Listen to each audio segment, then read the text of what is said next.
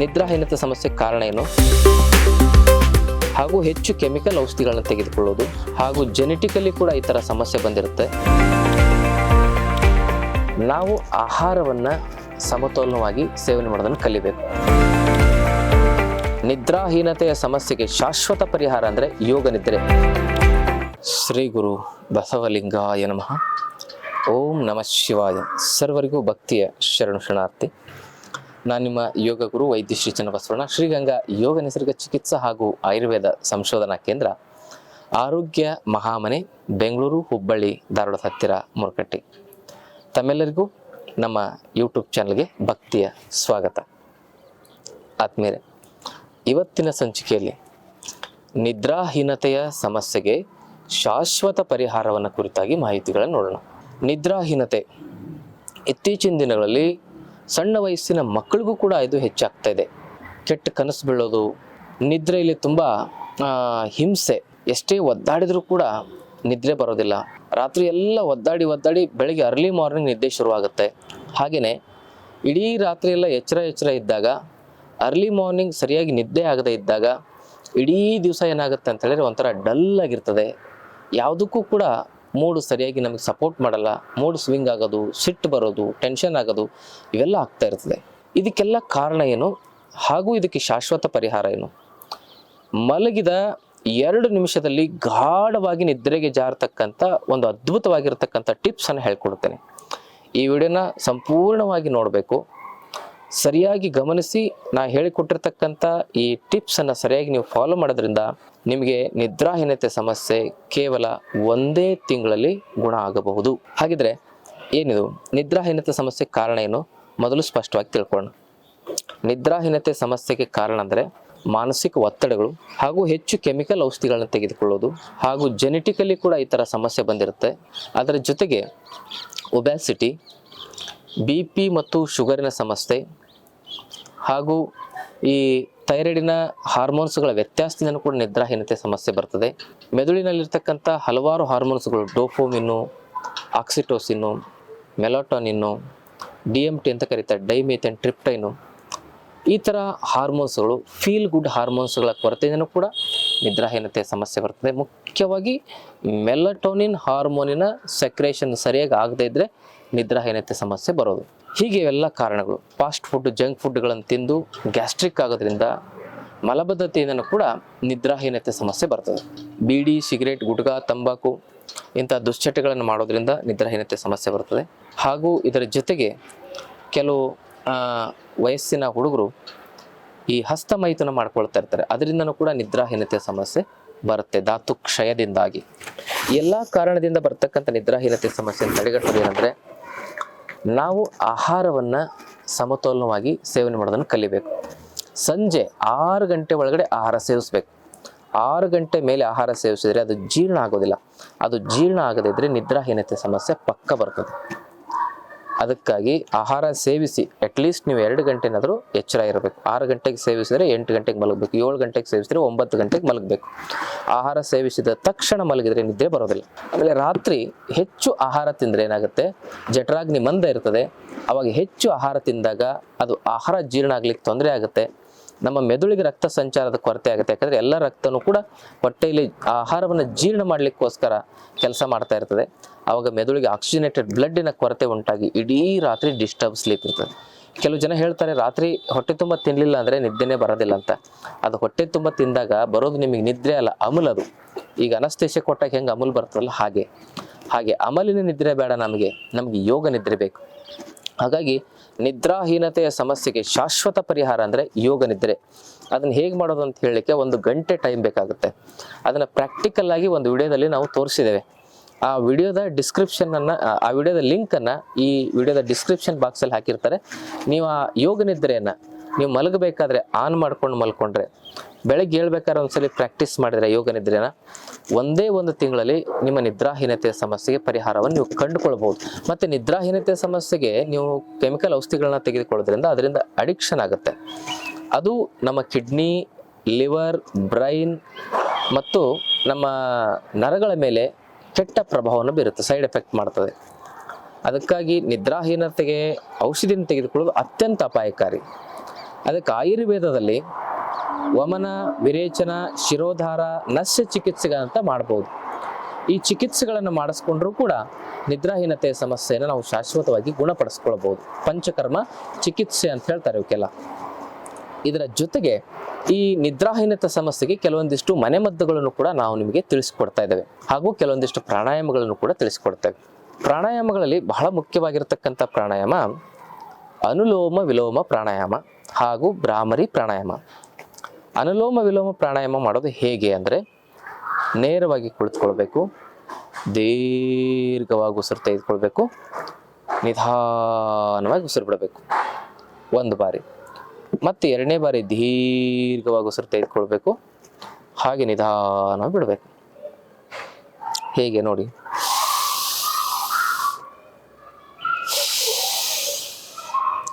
ಒಂದು, ಮತ್ತೆ ಎರಡಾಯ್ತು. ಮೂರನೇ ಬಾರಿ ತೆಗೆದುಕೊಂಡಾಗ ಬಲಭಾಗದ ನಾಸಿಕಾಗ್ರವನ್ನು ಮುಚ್ಚಿ ಎಡಭಾಗದಿಂದ ನಿಧಾನವಾಗಿ ಉಸಿರು ಬಿಡಬೇಕು. ಹಾಗೆ ಎಡಭಾಗದಿಂದ ನಿಧಾನವಾಗಿ ಉಸಿರು ತೆಗೆದುಕೊಳ್ಬೇಕು. ಬಲಭಾಗದಿಂದ ಉಸಿರು ಬಿಡಬೇಕು. ಬಲಭಾಗದಿಂದ ಉಸಿರು ತೆಗೆದುಕೊಳ್ಬೇಕು, ಎಡಭಾಗದಿಂದ ಉಸಿರನ್ನು ಬಿಡಬೇಕು. ಇದು ಅನುಲೋಮ ವಿಲೋಮ ಪ್ರಾಣಾಯಾಮ. ಒಂದು 10-15 ನಿಮಿಷ ಮಿನಿಮಮ್ ಮಾಡಬೇಕು. ಅರ್ಧ ಗಂಟೆ ಮಾಡಿದ್ರಂತೂ ನಿಮಗೆ ಒಂದೇ ವಾರದಲ್ಲಿ ನಿದ್ರಾಹೀನತೆ ಸಮಸ್ಯೆಗೆ ಪರಿಹಾರ ಕಂಡುಕೊಳ್ಬೋದು ನೀವು. ಜ್ಞಾನ ಮುದ್ರೆ, ಅದರ ಜೊತೆಗೆ ಪ್ರಾಣ ಮುದ್ರೆ ಹಾಗೂ ಅಪಾನ ಮುದ್ರೆ, ಈ 3 ಮುದ್ರೆಗಳಲ್ಲಿ ಮಾಡಬೇಕು. ಮೊದಲು ಅಪಾನ ಮುದ್ರೆ ಮಾಡಿ, ಆಮೇಲೆ ಪ್ರಾಣ ಮುದ್ರೆ ಮಾಡಿ, ಕೊನೆಗೆ ಜ್ಞಾನ ಮುದ್ರೆ ಮಾಡಿ. ಮಿನಿಮಮ್ ಅಂದರೆ 15 ನಿಮಿಷ ಅನುಲೋಮ ವಿಲೋಮ ಪ್ರಾಣಾಯಾಮ ಮಾಡಬೇಕು. ಒಂದೊಂದು ಮುದ್ರೆಯಲ್ಲೂ 5-5 ನಿಮಿಷ. ಅಪಾನ ಮುದ್ರೆಯಲ್ಲಿ 5 ನಿಮಿಷ, ಪ್ರಾಣ ಮುದ್ರೆಯಲ್ಲಿ 5 ನಿಮಿಷ. ಅಪಾನ ಮುದ್ರೆ ಅಂದರೆ ಮಧ್ಯದ ಬೆರಳು, ಉಂಗುರು ಬೆರಳು, ಹೆಬ್ಬೆರಳನ್ನು ಸೇರಿಸಿದರೆ ಅಪಾನ ಮುದ್ರೆ. ಪ್ರಾಣ ಮುದ್ರೆ ಅಂದರೆ ಕಿರು ಬೆರಳು, ಉಂಗುರು ಬೆರಳು, ಹೆಬ್ಬೆರಳನ್ನು ಸೇರಿಸಿದರೆ ಪ್ರಾಣ ಮುದ್ರೆ. ತೋರು ಬೆರಳು, ಹೆಬ್ಬೆರಳನ್ನು ಸೇರಿಸಿದರೆ ಅದು ಜ್ಞಾನ ಮುದ್ರೆ. ಈ 3 ಮುದ್ರೆಗಳಲ್ಲಿ 5-5 ನಿಮಿಷ ಅನುಲೋಮ ವಿಲೋಮ ಮಾಡಿ, ಮನಸ್ಸು ಪ್ರಸನ್ನವಾಗುತ್ತೆ. ಇನ್ನೊಂದು ಬೂಸ್ಟರ್ ಡೋಸನ್ನು ನಿಮಗೆ ತಿಳಿಸ್ಕೊಡ್ತೇವೆ ಪ್ರಾಣಾಯಾಮದಲ್ಲಿ. ಅದು ಯಾವುದಂದರೆ ಭ್ರಾಮರಿ ಪ್ರಾಣಾಯಾಮ. ಇದನ್ನು ಮಾಡಿದ್ರಂತೂ ಮನಸ್ಸು ಪೂರ್ತಿ ಬಹಳ ಶಾಂತವಾಗಿಬಿಡ್ತದೆ, ನಿರ್ಲಿಪ್ತವಾಗುತ್ತೆ, ಪ್ರಸನ್ನವಾಗುತ್ತೆ. ಮನಸ್ಸು ಪ್ರಸನ್ನವಾಗಿದ್ದರೆ ನಿದ್ರೆ ಚೆನ್ನಾಗಿ ಬರ್ತದೆ. ಅದಕ್ಕೆ ನಮ್ಮ ಕನ್ನಡದಲ್ಲಿ ಒಂದು ಗಾದೆ ಮಾತಿದೆ, ಚಿಂತೆ ಇಲ್ಲದವನಿಗೆ ಸಂತೆಯಲ್ಲೂ ನಿದ್ದೆ ಅಂತೆ. ಹಾಗೆ ನಾವು ಚಿಂತೆ ಮಾಡೋದನ್ನು ಬಿಟ್ಟು ಚಿಂತನೆ ಮಾಡೋದನ್ನು ಕಲಿಬೇಕು. ಏನು ಚಿಂತನೆ ಮಾಡಬೇಕು? ಆರೋಗ್ಯದ ಚಿಂತನೆ, ಆಧ್ಯಾತ್ಮಿಕ ಚಿಂತನೆಯನ್ನು ಮಾಡಬೇಕು. ಅದಕ್ಕೆ ಅಂತ ನಮ್ಮ ಆಶ್ರಮದಲ್ಲಿ 5 ದಿನದ ಶಿಬಿರ ಮಾಡ್ತೇವೆ ನಾವು. ಪ್ರತಿ ತಿಂಗಳು 5 ದಿನ ನಿಮ್ಮ ಜೀವನದ 5 ದಿನ ನಮ್ಮ ಆಶ್ರಮದಲ್ಲಿ ನೀವು ಕಳೆದ್ರೆ ನಿಮ್ಮ ಜೀವನದಲ್ಲಿ ಆಸ್ಪತ್ರೆ ಮತ್ತು ಔಷಧಿಗಳ ಸವಾಸ ಇಲ್ದಂಗೆ ನೀವು ಚೆನ್ನಾಗಿ ಬದುಕಬಹುದು. ಇದು ಸತ್ಯ. ಇದು ಆದರೆ ನಾವು ಹೇಳಿರೋದನ್ನ ಜೀವನದಲ್ಲಿ ಅಳವಡಿಸ್ಕೊಂಡ್ರೆ ಮಾತ್ರ. ಇದಾದ್ಮೇಲೆ ಅದು ಬೂಸ್ಟರ್ ಡೋಸ್ ನಿದ್ರೆಗೆ ಯಾವುದಂದ್ರೆ ಭ್ರಾಮರಿ ಪ್ರಾಣಾಯಾಮ. ಕಣ್ಣು ಕಿವಿ ಮುಚ್ಚಿ ನಿಧಾನವಾಗಿ ಉಸಿರು ತೆಗೆದುಕೊಳ್ಬೇಕು. ಉಸಿರು ಬಿಡ್ತಾ ಬಿಡ್ತಾ ಶಬ್ದ ಮಾಡಬೇಕು. ಹೇಗೆ ಅನ್ನೋದನ್ನು ನೋಡಿ.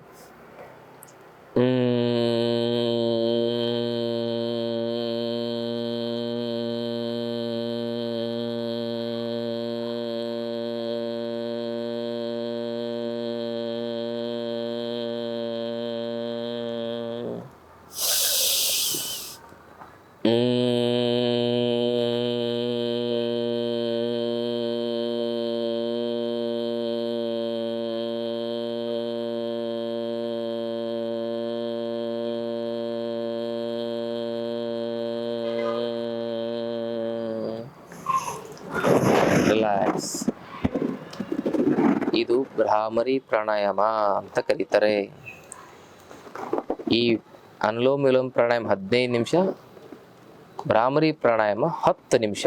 ಕಡಿಮೆ ಅಂದರೆ ನೀವು ಹೆಚ್ಚು ಮಾಡಿದ್ರೆ ಇನ್ನೂ ಲಾಭ, ಕಡಿಮೆ ಅಂದರೆ ಇಷ್ಟು ಮಾಡಬೇಕು. ಒಂದು 25 ನಿಮಿಷ ಇನ್ನು ರಾತ್ರಿ ಮಲಗಬೇಕಾದ್ರೆ ಈ ಅಭ್ಯಾಸವನ್ನು ಮಾಡಿ ಮಲಗಿ ತುಂಬ ಚೆನ್ನಾಗಿ ಗಾಢವಾಗಿ ನಿದ್ದೆ ಬರ್ತದೆ. ಮತ್ತು ನಮ್ಮ ನಿದ್ರಾಹೀನತೆಗೆ ಮುಖ್ಯ ಕಾರಣ ಅಂತ ಹೇಳಿದ್ರೆ ಲೈಟ್ ಪೊಲ್ಯೂಷನ್. ಇದೇನಿದು air pollution, food pollution, water pollution ನೀವೆಲ್ಲ ಕೇಳಿದ್ರಿ. ಲೈಟ್ ಪೊಲ್ಯೂಷನ್ ಅಂದ್ರೆ ಏನು? ಹಿಂದೆ ನೋಡ್ರಿ 7 ಗಂಟೆ ಆದಮೇಲೆ ಕತ್ತಲಾಗ್ಬಿಡ್ತಿತ್ತು, ಕಾರ್ಗತ್ತಲು. ಕತ್ತಲಾದಾಗ ಮೆದುಳಿನಲ್ಲಿ ಮೆಲಟೋನಿನ್ ಸೆಕ್ರೇಷನ್ ಆಗುತ್ತೆ. ಅದು ಸೆಕ್ರೇಷನ್ ಆದರೆ ನಿದ್ರೆ ಚೆನ್ನಾಗಿ ಆಟೋಮೆಟಿಕ್ ಬರ್ತದೆ. ನಾವು ಮನೆಯಲ್ಲಿ ಲೈಟು, ಟಿ ವಿ, ಮೊಬೈಲು ಇವೆಲ್ಲ ಆ ಬ್ರೈಟ್ನೆಸ್ಸನ್ನು ನಮ್ಮ ಕಣ್ಣಿಗೆ ನಾವು ಕೊಟ್ಟಾಗ ಅದರ ಬ್ರೈಟ್ನೆಸ್ಸಿನ ಆ ಪ್ರಭಾವದಿಂದ ಮೆದುಳಿನಲ್ಲಿ ಮೆಲಟೋನಿನ್ ಹಾರ್ಮೋನ್ ಸೆಕ್ರೇಷನ್ನೇ ಆಗೋದಿಲ್ಲ. ಅದರಿಂದಾಗಿ ನಮಗೆ ನಿದ್ರಾಹೀನತೆ ಸಮಸ್ಯೆ ಬರ್ತದಕ್ಕೆ 6:30-7 ಗಂಟೆ ಮೇಲೆ ಮೊಬೈಲ್ ನೋಡೋದನ್ನು, ಟಿ ವಿ ನೋಡೋದನ್ನು ಬಂದ್ ಮಾಡಬೇಕು. ಅಟ್ಲೀಸ್ಟ್ ಮಲಗೋದಕ್ಕಿಂತ 1 ತಾಸು ಮೊದಲು ಕತ್ತಲೆಯ ಕೋಣೆಯಲ್ಲಿ ಕೂತ್ಕೊಂಡು ಈ ಥರ ಪ್ರಾಣಾಯಾಮ, ಧ್ಯಾನವನ್ನು ಮಾಡಿದ್ರೆ ಖಂಡಿತವಾಗಿ ನಿದ್ದೆ ಬರಲೇಬೇಕು. ಗಾಢವಾಗಿ ನಿದ್ರೆ ಅಂದರೆ ಪರಮ ಸುಖ. ನಿದ್ರೆ ಚೆನ್ನಾಗಾದ್ರೇ ಎಲ್ಲ ಕಾಯಿಲೆಗಳು ತನ್ನಷ್ಟಕ್ಕೆ ತಾನೇ ಹೀಲ್ ಆಗ್ತವೆ. Sleep is a best medicine and best healer ಅಂತ ಕರೀತಾರೆ. ನಮಗೇನೋ ಒಳಗಡೆ ಇನ್ಫೆಕ್ಷನ್ ಆಗಿರ್ತವೆ, ಇನ್ಫ್ಲಮೇಷನ್ ಆಗಿರ್ತವೆ, ಉರಿಯೂತ ಅಂತ ಹೇಳ್ತಾರೆ. ಅದಕ್ಕೆ ಏನೋ ಇಂಬ್ಯಾಲೆನ್ಸ್ ಆಗಿರುತ್ತೆ, ಹಾರ್ಮೋನ್ ಇಂಬ್ಯಾಲೆನ್ಸ್ ಆಗಿರುತ್ತೆ, ಅದಕ್ಕೆ ಥೈರಾಯ್ಡ್ ಬಂದಿರುತ್ತೆ, ಅದಕ್ಕೆ ಶುಗರ್ ಬಂದಿರುತ್ತೆ, ಅದರ ಜೊತೆಗೆ ಫ್ಯಾಟ್ ಮೆಟಾಬಲಿಸಮ್ ವ್ಯತ್ಯಾಸ ಆಗಿ BP, ಶುಗರು, ಅದರ ಜೊತೆಗೆ ಹೃದಯದ ಸಮಸ್ಯೆ ಬಂದಿರುತ್ತೆ, LDL, VLDL ಅಂತ ಹೇಳ್ತಾರೆ, ಕೆಟ್ಟ ಕೊಲೆಸ್ಟ್ರಾಲ್ಗಳು, ಆಮೇಲೆ ಟ್ರೈಗ್ಲಿಸರೈಡ್ ಇವೆಲ್ಲ ಜಾಸ್ತಿ ಆಗಿರ್ತವೆ. ಯಾಕೆ? ಬಾಡಿ ಒಳಗಡೆ ಇರತಕ್ಕಂಥ ಸಿಸ್ಟಮ್ ಸರಿಯಾಗಿ ಕೆಲಸ ಮಾಡ್ತಾ ಇರೋದಿಲ್ಲ. ಎಂಡೋಕ್ರೈನ್ ಸಿಸ್ಟಮ್ ಅಂದರೆ ಹಾರ್ಮೋನ್ ವ್ಯವಸ್ಥೆ, ಡೈಜೆಸ್ಟಿವ್ ಸಿಸ್ಟಮ್ ಅಂದರೆ ಜೀರ್ಣಾಂಗ ವ್ಯವಸ್ಥೆ, ರೆಸ್ಪಿರೇಟರಿ ಸಿಸ್ಟಮ್ ಅಂತ ಹೇಳಿದರೆ ಶ್ವಾಸ ಪ್ರಶ್ವಾಸದ ವ್ಯವಸ್ಥೆ, ಹಾಗೂ ಸೆನ್ಸರಿ ಸಿಸ್ಟಮ್ ಅಂದರೆ ಸಂವೇದನಾ ವ್ಯವಸ್ಥೆ, ನರ್ವಸ್ ಸಿಸ್ಟಮ್ ಅಂದರೆ ನರಗಳ ವ್ಯವಸ್ಥೆ, ಮಸ್ಕ್ಯುಲರ್ ಸಿಸ್ಟಮ್ ಅಂದರೆ ಮಾಂಸಖಂಡಗಳ ವ್ಯವಸ್ಥೆ, ಸ್ಕೆಲಿಟಲ್ ಸಿಸ್ಟಮ್ ಅಂದರೆ ಅಸ್ಥಿಮಂಡಲ ವ್ಯವಸ್ಥೆ. ಹೀಗೆ ಇವೆಲ್ಲ ವ್ಯವಸ್ಥೆಗಳು, ಇನ್ನೂ ಹಲವಾರು ವ್ಯವಸ್ಥೆಗಳಿದ್ದಾವೆ ನಮ್ಮ ಶರೀರದಲ್ಲಿ. ಅವೆಲ್ಲವೂ ಕೂಡ ಬ್ಯಾಲೆನ್ಸ್ಡ್ ಆಗಿರಬೇಕಂದ್ರೆ ನಮಗೆ ನಿದ್ರೆ ಚೆನ್ನಾಗಾಗಬೇಕು. ಅಂದರೆ ಅವೆಲ್ಲ ರಿಲ್ಯಾಕ್ಸ್ ಆದಾಗಲೇ ಬ್ಯಾಲೆನ್ಸ್ ಆಗಿ ಕೆಲಸ ಮಾಡ್ತವೆ. ಅದಕ್ಕೆ ಸರಿಯಾಗಿ ನಿದ್ರೆನೇ ಸಿಗಲಿಲ್ಲ, ರಿಲ್ಯಾಕ್ಸೇಷನ್ನೇ ಸಿಗಲಿಲ್ಲ ಅಂದರೆ ಅದು ಪ್ರೆಷರ್ಗೆ ಒಳಗಾಗಿ ಸೆಲ್ಸ್ಗಳು ಡಿಜನ್ರೇಷನ್ ಆಗ್ತವೆ. ಆ ಡಿಜನ್ರೇಷನ್ ಆದಾಗ ಆಗೋದೇ disease. Kidney cell, liver cell, heart cell ಅಲ್ಲಿ ಡಿಜನ್ರೇಷನ್ ಆಯ್ತಾರೆ. Kidney problem, liver problem, heart problem, brain problem ಬರ್ತದೆ. ಮತ್ತು ನಿದ್ರೆ ಸರಿಯಾಗಲಿಲ್ಲ ಅಂದರೆ ದೇಹದ ಒಳಗಡೆ ಟಾಕ್ಸಿಕ್ ಡೆಪಾಸಿಟ್ ಆಗ್ಲಿಕ್ಕೆ ಶುರುವಾಗುತ್ತೆ. ನಿದ್ದೆ ಸರಿಯಾಗಲಿಲ್ಲ ಅಂದರೆ ಬೇದಿ ಸರಿಯಾಗೋದಿಲ್ಲ, ಬೇದಿ ಸರಿಯಾಗಲಿಲ್ಲ ಅಂದರೆ ನಿದ್ದೆ ಸರಿಯಾಗೋದಿಲ್ಲ, ಬೇದಿ ಮೂತ್ರ ಸರಿಯಾಗಿ ಆಗಲಿಲ್ಲ ಅಂದರೆ ಟಾಕ್ಸಿಕ್ ಡೆಪಾಸಿಟ್ ಆಗ್ತಾ accumulation of foreign matters in the body, main cause of all disease ಅಂತ ಹೇಳ್ತಾರೆ. ಅದಕ್ಕೆ ನಿದ್ರೆ 1000 ಔಷಧಿಗಳಿಗೆ ಸಮ, 1000 ಔಷಧಿಗಳಿಗೆ ಸಮ. ಅಂಥ ನಿದ್ರೆಯನ್ನು ಸರಿಯಾಗಿ ಮಾಡಬೇಕಂದ್ರೆ ನೀವೇನು ಮಾಡಬೇಕು? ಯೋಗ ನಿದ್ರೆಯನ್ನು ಕಲಿಬೇಕು. ಮತ್ತೆ ಹೇಳ್ತದೇನೆ, ಆ ವಿಡಿಯೋನ ಇದೇ ಡಿಸ್ಕ್ರಿಪ್ಷನ್ ಬಾಕ್ಸಲ್ಲಿ ಹಾಕಿದ್ದೀವಿ ನೋಡಿ. ಹಾಗೆಯೇ ಅನುಲೋಮ ವಿಲೋಮ ಪ್ರಾಣಾಯಾಮ, ಭ್ರಾಮರಿ ಪ್ರಾಣಾಯಾಮ ಮಾಡಬೇಕು. ರಾತ್ರಿ ಮಲಗೋ ಟೈಮಲ್ಲಿ ಒಂದು ಮನೆಮದ್ದನ್ನು ಹೇಳ್ತೇನೆ. ಅದೇನೆಂದರೆ 2 ಚಮಚ ಸೋಂಪು ಕಾಳನ್ನು 200 ml ನೀರಿನಲ್ಲಿ ಕುದಿಸ್ಬೇಕು, ಜಜ್ಜಿ ಕುಟ್ಟಿ ಕುದಿಸ್ಬೇಕು. ಅದನ್ನು 200 ml ಕುದ್ದು 20 ml ಇಳಿಬೇಕು. ಆಮೇಲೆ ಅದನ್ನು ಸೋಸಿ 1 ಗ್ಲಾಸ್ ಹಾಲಿನೊಂದಿಗೆ ಸೇರಿಸಿ ಕುಡಿದ್ರೂ ಕೂಡ ಚೆನ್ನಾಗಿ ನಿದ್ದೆ ಬರುತ್ತೆ. ಇದೊಂದು ಮನೆಮದ್ದು. ಇನ್ನೊಂದು ಮನೆಮದ್ದು ಅಂದರೆ ರಾತ್ರಿ ಮಲಗಬೇಕಾದ್ರೆ ಗಸಗಸೆ ಪಾಯಸ ಕುಡಿದು ಮಲ್ಕೊಳ್ಳಿ, ಚೆನ್ನಾಗಿ ನಿದ್ದೆ ಬರುತ್ತೆ. ಮತ್ತೊಂದು ಮನೆಮದ್ದು ಅಂದರೆ ರಾತ್ರಿ ನಾಟಿ ಹಸುವಿನ ಹಾಲು 1 ಕಪ್ ಕುಡಿದ್ರೂ ಕೂಡ ಚೆನ್ನಾಗಿ ನಿದ್ದೆ ಬರುತ್ತೆ. ಮತ್ತೊಂದು ಮನೆಮದ್ದು ಅಂತ ಹೇಳಿದ್ರೆ ರಾತ್ರಿ ಮಲಗಬೇಕಾದ್ರೆ ನೀವೇನು ಮಾಡಬೇಕು ಅಂತ ಹೇಳಿದ್ರೆ, ಕೋಲ್ಡ್ ಅಲರ್ಜಿ ಇಲ್ಲ ಅಂದರೆ 1 ಬಾಳೆಹಣ್ಣು ತಿಂದು ಮಲಗಿದ್ರು ಕೂಡ ಚೆನ್ನಾಗಿ ನಿದ್ದೆ ಬರುತ್ತೆ. ಇದಿಷ್ಟು ಮಾಡ್ಬೋದು. ಇದ್ರ ಜೊತೆಗೆ ಮೂಗಿನಲ್ಲಿ 1-2 ಹನಿ ತುಪ್ಪ ಹಾಕಿ ಮಲಗಬೇಕು, 2 ಹನಿ. ಗಾಢವಾಗಿ ನಿದ್ದೆ ಬರಲಿಕ್ಕೆ ಅದು ಹೆಲ್ಪ್ ಆಗುತ್ತೆ. ರಾತ್ರಿ ಸ್ನಾನ ಮಾಡಿ ಮಲಗಿದ್ರೆ ತುಂಬ ಚೆನ್ನಾಗಿ ನಿದ್ದೆ ಬರುತ್ತೆ. ಅದರ ಜೊತೆಗೆ ನೀವು ರಾತ್ರಿ ಮಲಗಬೇಕಾದ್ರೆ ಧ್ಯಾನ ಮಾಡೋದು, ಹಾಗೆಯೇ ಪ್ರಾಣಾಯಾಮ ಮಾಡೋದನ್ನು ಮರಿಬಾರ್ದು. ಇದಿಷ್ಟು ಮಾಡಿ ಅಂಗಾಲು, ಅಂಗೈ ಮತ್ತು ನೆತ್ತಿ ಭಾಗಕ್ಕೆ ಒಂಚೂರು ಎಣ್ಣೆ ಹಚ್ಚಿ ಮಸಾಜ್ ಮಾಡ್ಕೊಳ್ಳಿ. ಆಮೇಲೆ ಹೊಕ್ಕಳಿಗೂ ಕೂಡ 4 ಹನಿ ಎಣ್ಣೆ ಹಾಕ್ಕೊಳ್ಳಿ. ಮೂಗಿಗೆ ತುಪ್ಪ, ಹೊಕ್ಕಳಿಗೆ ಮತ್ತು ನಾಭಿಗೆ, ಅಂಗಾಲು, ನೆತ್ತಿಗೆ ಎಣ್ಣೆ, ಕಣ್ಣಿಗೂ ಕೂಡ 1-2 ಹನಿ ತುಪ್ಪ. ಇದಿಷ್ಟೆಲ್ಲ ಚಿಕಿತ್ಸೆ. ಇದೆಲ್ಲ ಏನು ಮಾಡುತ್ತೆ ಅಂದರೆ ಮೆದುಳಿಗೆ ಮೇಧ್ಯವಾಗಿ ಕೆಲಸ ಮಾಡ್ತದೆ. ಮೆದುಳಿನ ಆ ಒಂದು ಡ್ರೈನೆಸ್ಸನ್ನು ಕಡಿಮೆ ಮಾಡ್ತದೆ. ಮೂಗಿನಲ್ಲಿ ಔಷಧಿ ಹಾಕಿದರೆ ಮೆದುಳಿಗೆ ಹೆಂಗೆ ಹೋಗುತ್ತೆ ಅಂದರೆ, ಮೆದುಳಿನ ದ್ವಾರವೇ ಮೂಗು. ಮೆದುಳಿಗೆ ಡೈರೆಕ್ಟಾಗಿ ನಾವು ಆ ಒಂದು ಸ್ನಿಗ್ಧತೆಯನ್ನು ತಲುಪಿಸ್ಲಿಕ್ಕೆ ಮೂಗಿನಲ್ಲಿ ಡ್ರಾಪ್ ಹಾಕಿದರೆ ಸಾಕು. ನಮ್ಮ ಆಯುರ್ವೇದದಲ್ಲಿ ಇದಕ್ಕೆ ನಸ್ಯ ಅಂತ ಕರೀತಾರೆ. ಈ ಥರ ಮಾಡಿ ನಿದ್ರಾಹೀನತೆಯ ಸಮಸ್ಯೆಗೆ ಗುಡ್ ಬೈ ಹೇಳ್ಬೋದು ನೀವು. ಆದಮೇಲೆ ಮಳೆ ಬರ್ತಾ ಇದೆ, ಸಾಯಂಕಾಲದ ಹೊತ್ತಿಗ ಜಾಸ್ತಿ ಆಯ್ತಂದರೆ ಅಲ್ಲಿಗೆ ಎಪಿಸೋಡನ್ನು ಮುಗಿಸ್ತೀನಿ. ಒಟ್ಟಿನಲ್ಲಿ ನೋಡಿ, ಹಿಂದಿನ ಜನರನ್ನು ನೋಡಿ ನೀವು ಜೋಗಳ ಪದ ಹಾಡ್ತಿದ್ರು ಚೆನ್ನಾಗಿ. ಸಣ್ಣ ಮಕ್ಕಳಿಗೆ ಎಣ್ಣೆ ಹಚ್ಚಿ ನಮ್ಮ ಶಂಭು ಬಳೆಗಾರ್ ಅವರು ಭಾಳ ಚೆನ್ನಾಗಿ ಹೇಳ್ತಾರೆ, ಜನಪದ ಕಲಾವಿದರು. ಮಗುಗೆ ಜೋಗಳ ಹಾಡಿದ್ರೆ ಮನೇಲಿರೋರೆಲ್ಲ ಮಲಗಬೇಕು, ಹಂಗೆ ಹೇಳ್ತಿದ್ರಂತೆ ಹಿಂದಿನ ಜನ ಜೋಗಳನ. ಚೆನ್ನಾಗಿ ಎಣ್ಣೆ ಹಚ್ಚಿ ಮಗುಗೆ ಸ್ನಾನ ಮಾಡಿಸ್ತಿರು. ಸ್ನಾನ ಮಾಡಿಸಿ ಅದಕ್ಕೊಂದು ಕುಂಚಿಗೆ ಕಟ್ಟಿ ಅವ್ರ ಮಾತನ್ನ ಶೈಲಿಯಲ್ಲೇ ನಾ ಹೇಳೋ ಪ್ರಯತ್ನ ಮಾಡ್ತೇನೆ. ಅವಾಗ ಹಾಡು ಹೇಳ್ತಿದ್ರಂತೆ ಮಗು ಮಲಗಲಿ ಅಂತೇಳಿ. ಆಡಿ ಬಾಯನ ಕಂದ ಅಂಗಾಲ ತೊಳೆದೇನ, ತೆಂಗಿನ ಕಾಯ ತಿಳಿ ನೀರ, ತೆಂಗಿನ ಕಾಯ ತಿಳಿ ನೀರ ತಕ್ಕೊಂಡು ಬಂಗಾರದ ಮೋರೆ ತೊಳೆದೇನ. ಜೋ ಜೋ ಲಾಲಿ ಜೋಲಾಲಿ. ಮಕ್ಕಳಾಟವು ಚಂದ ಮತ್ತೆ ಯೌವನ ಚಂದ, ಮುಪ್ಪಿನಲಿ ಚಂದ ನೆರೆಗಡ್ಡ, ಮುಪ್ಪಿನಲಿ ಚಂದ ನೆರೆಗಡ್ಡ. ಜಗದೊಳಗ ಎತ್ತ ನೋಡಿದರೂ ಜನ ಚಂದ. ಜೋ ಜೋ ಲಾಲಿ ಜೋಲಾಲಿ. ಈಗ ಹಾಡು ಹೇಳೋರು.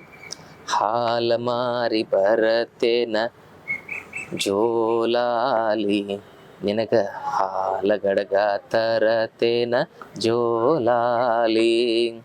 ಮಸರ ಮಾರಿ ಬರತೇನ ಜೋಲಾಲಿ, ನಿನಗ ಹಸರಂಗಿ ತರತೇನ ಜೋ ಜೋಲಾಲಿ.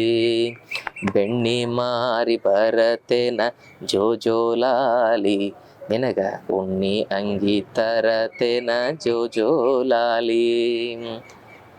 ಹೀಗೆ ತುಪ್ಪ ಮಾಡಿ ಬರತೇನ, ತುಪ್ಪ ಮಾರಿ ಬರತೇನ ಜೋ ಜೋಲಾಲಿ, ನಿನಗ ಒಪ್ಪೋ ಅಂಗಿ ತರತೇನ ಜೋ ಜೋಲಾಲಿ.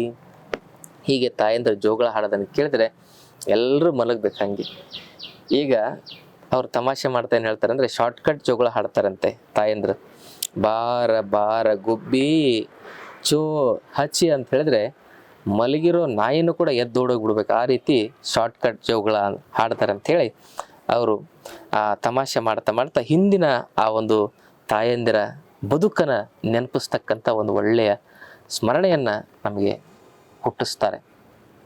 ಹಾಗೆ ಬಹಳ ಈ ಜೀವನ ಅಂದರೆ ಒಳ್ಳೆ ಆಹಾರ ಸೇವನೆ ಮಾಡೋದು, ಒಳ್ಳೆಯವರ ಸಹವಾಸ ಮಾಡೋದು, ರಾತ್ರಿ ಆರಾಮಾಗಿ ಮಲ್ಕೊಳ್ಳೋದು, ಬೆಳಗ್ಗೆ ಜೀವ ಎದ್ದರೆ ಏಳೋದು, ಸತ್ತರೆ ಹೋಗೋದು. ನಮ್ಮ ನಿಜಗುಣಾನಂದರು ನಮ್ಮ ಗುರುಗಳು ಇದೇ ರೀತಿ ಹೇಳ್ತಾರೆ. ಜಾಸ್ತಿ ಟೆನ್ಷನ್ ಮಾಡ್ಕೊಳಕ್ಕೆ ಹೋಗ್ಬಾರ್ದು. ಭಾಳ ಜನ ಟೆನ್ಷನಲ್ಲಿ ರಾತ್ರಿ ನಿದ್ದೆನೇ ಬರೋದಿಲ್ಲ ಅವ್ರಿಗೆ. ಯಾಕಂದರೆ ಆ ಬೀಗದ ಕೈ ದಿಂಬಿನ ಕೆಳಗಡೆ ಇಟ್ಕೊಂಡಿರ್ತಾರೆ, ಬೀಗದ ಕೈ ಅಲ್ಲೆಲ್ಲಿ ನಿದ್ದೆ ಬರಬೇಕು. ಪದೇ ಪದೇ ಆ ದಿಂಬು ಕೆಳಗಡೆ ಕೈ ಆಡಿಸೋದು ಬೀಗ ಇದೆಯಾ ಇಲ್ಲ ಅಂತ ನೋಡೋದು. ಈ ರೀತಿ ಹೆಣ್ಣಿಗಾಗಿ ಹೊಣ್ಣಿಗಾಗಿ ಮಣ್ಣಿಗಾಗಿ ಬಡದಾಡಿ ಸಾಯೋದಕ್ಕಿಂತ ನೆಮ್ಮದಿಯಿಂದ ನಿದ್ದೆ ಮಾಡೋದು, ಇದ್ದಿದ್ರಲ್ಲಿ ಆರಾಮಾಗಿ ಬದುಕುವ ಒಂದು ಜೀವನವೇ ಯೋಗಮಯ ಜೀವನ. ಅತಿಯಾದ ಆಸೆ ಬೇಡ ಅಂತ ಹೇಳಿ ನಾನು ನಿಮಗೆ ಈ ಕೆಲವೊಂದಿಷ್ಟು ಆಧ್ಯಾತ್ಮಿಕ ವಿಚಾರಗಳನ್ನು ತಿಳಿಸ್ತಾ ಆದ್ಮೇಲೆ, ಸಂಜೆಗೆಂಪು ಮೂಡಿತು ಈರುಳು ಸೆರಗ ಹಾಸಿತು, ಇಂದು ನಾಳೆಗೆ ಸೇರಿತು ಮಲಗು ವೇಳೆಯಾಯಿತು. ಸಂಜೆ ಕೆಂಪು ಮೂಡಿತು, ಹಕ್ಕಿಗೂಡು ಸೇರಿತು, ನಗರವೆಲ್ಲ ಮಲಗಿತು, ಮೀನುಗುತ್ತಾರೆ ಮೂಡಿತು, ಮಲಗು ವೇಳೆ ಆಯಿತು. ಒರೆಸು ಕಣ್ಣ ಕಂಬನಿ, ಸುರಿಸು ನಿನ್ನ ನಗೆ ಹನಿ, ಇಂದು ನಾಳೆಗೆ ಸೇರಿತು ಮಲಗು ವೇಳೆ ಆಯಿತು. ಸಂಜೆಗೆಂಪು ಮೂಡಿತು. ನಗ್ತಾ ಮಲಗಬೇಕು. ಇವತ್ತು ಬದುಕಲಿಕ್ಕೆ ದೇವರೇ ಅವಕಾಶ ಕೊಟ್ಟೆ ಅಂಥೇಳಿ ಬೆಳಗ್ಗೆ ನಗ್ತಾ ಹೇಳಬೇಕು. ದೇವರೇ, ಎಷ್ಟೋ ಜನ ಹಾಸಿಗೆಲೇ ಸತ್ತೋಗಿದ್ದಾರಪ್ಪ, ನನಗೆ ಬದುಕುವ ಅವಕಾಶ ಕೊಟ್ಟಿದೆ ಅಂಥೇಳಿ ಬೆಳಗ್ಗೆನೂ ಕೂಡ ನಗ್ತಾ ಹೇಳಬೇಕು. ಟೆನ್ಷನ್ ಬಿಡಬೇಕು. ಬದುಕಿನಲ್ಲಿ ಟೆನ್ಷನ್ ಬಿಟ್ಟರೆ ಮಾತ್ರ ನಿದ್ರೆ. ಆದ್ಮೇಲೆ ಇದು ನಿದ್ರಾಹೀನತೆಗೆ ಕೆಲವೊಂದಿಷ್ಟು ಆರೋಗ್ಯದ ವಿಚಾರ ಮತ್ತು ಆಧ್ಯಾತ್ಮಿಕ ವಿಚಾರ ಆಗಿತ್ತು. ಮಾಹಿತಿ ಇಷ್ಟ ಆದಲ್ಲಿ ಈ ಒಂದು ಚಾನಲ್ನ ಸಬ್ಸ್ಕ್ರೈಬ್ ಮಾಡ್ಕೊಳ್ಳಿ ಹಾಗೂ ವಿಡಿಯೋನ ಶೇರ್ ಮಾಡಿ. ಯಾಕಂದರೆ ತಮ್ಮ ಬೆಂಬಲದಿಂದಲೇ ನಮ್ಗೆ ಇನ್ನಷ್ಟು ಒಳ್ಳೊಳ್ಳೆ ವಿಚಾರಗಳನ್ನ ಹೇಳಲಿಕ್ಕೆ ಪ್ರೋತ್ಸಾಹ ದೊರೀತದೆ, ಹುಮ್ಮಸ್ಸು ದೊರೀತದೆ. ಹಾಗೆಯೇ SSLC PUC ಮಕ್ಕಳಿಗೆ ನಮ್ಮ ಆಶ್ರಮದಲ್ಲಿ ಡಿಪ್ಲೊಮಾ ಮತ್ತು ಡಿಗ್ರಿ ಶಿಕ್ಷಣವನ್ನು, ಯೋಗ ಮತ್ತು ಆಯುರ್ವೇದದ ಶಿಕ್ಷಣವನ್ನು ಒಳಗೊಂಡಿರತಕ್ಕಂಥ ಡಿಪ್ಲೊಮಾ ಡಿಗ್ರಿ ಶಿಕ್ಷಣವನ್ನು ಉಚಿತವಾಗಿ ನಾವು ಕೊಡ್ತಾ ಇದ್ದೀವಿ. ಆಸಕ್ತಿ ಇರುವವರು, ಪ್ರತಿಭಾವಂತ ಬಡ ವಿದ್ಯಾರ್ಥಿಗಳು ಆಶ್ರಮಕ್ಕೆ ಸಂಪರ್ಕ ಮಾಡ್ಬೋದು. ಹಾಗೆಯೇ ಮತ್ತೊಮ್ಮೆ ಹೇಳ್ತಾ ಇದ್ದೀನಿ, ನಮ್ಮಲ್ಲಿ 5 ದಿನದ ಶಿಬಿರ ಇದೆ, ಆರೋಗ್ಯದ ಶಿಬಿರ. ಅದಕ್ಕೆ ಆರೋಗ್ಯದ ಸಮಸ್ಯೆ ಇರೋರು ಕೂಡ ಬರ್ಬೋದು ಅಂತಕ್ಕಂಥ ಮಾತನ್ನು ಹೇಳ್ತಾ ತಮ್ಮೆಲ್ಲರಿಗೂ ಭಕ್ತಿಯ ಶರಣಾರ್ಥಿ.